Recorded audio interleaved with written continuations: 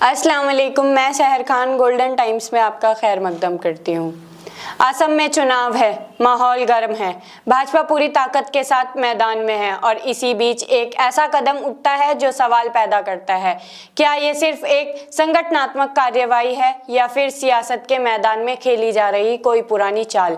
बात हो रही है बदरुद्दीन अजमल की। वही बदरुद्दीन अजमल जो असम की सियासत में मुसलमानों की एक मजबूत आवाज माने जाते हैं। उनकी party all India United democratic front इस चुनाव में भाजपा के खिलाफ एक बड़े विपक्ष के तौर पर मैदान में है। दिलचस्प बात यह है कि असदुद्दीन ओवैसी ने इस बार असम में अपनी पार्टी ऑल इंडिया मजलिस-ए-इत्तेहादुल मुस्लिमीन का कोई उम्मीदवार नहीं उतारा। उन्होंने खुलकर बदरुद्दीन अजमल का समर्थन किया। रैलियां की, आवाम के बीच गए। सियासी जानकार कह रहे हैं कि ये कदम मुसलमानों के वोट को मुत्ताहिद करने की कोशिश है। लेकिन तभी अचानक एक नोटिस आता है। नोटिस भेजती है जमीयत उलेमा-ए-हिंद और ये नोटिस दिया जाता है खुद बदरुद्दीन अजमल को, जो असम में जमीयत के सदर भी हैं।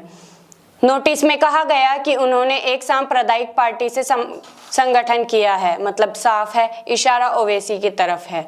अब यहाँ से सवाल शुरू होते हैं, क्योंकि ओवैसी को सांप्रदायिक कहना कोई नई बात नहीं है। ये आरोप अक्सर भाजपा और कांग्रेस लगाती रही है, लेकिन जब वही इल्जाम जमीयत की तरफ से आता है तो सवाल थोड़ा और बड़ा हो जाता है। क्या अब जमीयत भी वही भाषा बोल रही है जो भाजपा और कांग्रेस बोलती है? ओवैसी क्या कहते हैं? वो कहते हैं कि मुसलमानों को तालीम मिले, उन्हें सियासत में हिस्सेदारी मिले, उनकी आवाज संसद और विधानसभा तक पहुंचे। अगर कोई मुसलमान अपने हक की बात करता है तो क्या वो सांप्रदायिक हो जाता है, या फिर ये शब्द सिर्फ इसलिए इस्तेमाल किया जाता है ताकि मुसलमानों की सियासी आवाज़ कमज़ोर हो जाए? अब वक्त को देखिए, असम में 9 अप्रैल को चुनाव है, 7 अप्रैल को प्रचार बंद हो जाएंगे। ऐसे में जब हर नेता चुनावी मैदान में व्यस्त है, उसी समय बदरुद्दीन अजमल को 24 घंटे का नोटिस दिया जाता है। अब सवाल ये है, अजमल चुनाव लड़े या नोटिस का जवाब दें? और अगर इस नोटिस से विवाद खड़ा होता है, मीडिया में बहस होती है, माहौल बनता है, तो नुकसान किसका होगा? सीधा जवाब है AIUDF का। और फायदा, ये सवाल असम की सियासत में हर कोई पूछ रहा है।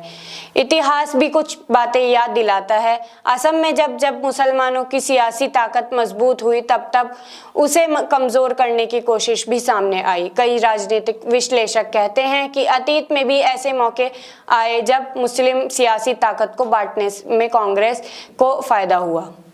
तो क्या ये वही पुरानी कहानी फिर से लिखी जा रही है? सबसे बड़ा सवाल ये है कि जमीयत अक्सर मिल्लत के इत्तेहाद की बात करती है, लेकिन अगर चुनाव के सबसे अहम वक्त पर ऐसा कदम उठाया जाए तो सीधा एक मुस्लिम सियासी ताकत को कमज़ोर करें, तो फिर इत्तेहाद की बात कहाँ रह जाती है? मिल्लत सब देख रही है, मिल्लत सब समझ रही है, और शायद यही वजह है कि असम के इस चुनाव से सिर्फ वोट नहीं डाले जाएंगे, बल्कि ये भी तय होगा कि मुसलमान की सियासत को कौन मजबूत करना चाहता है और कौन उस नोटिस में उलझना चाहता है।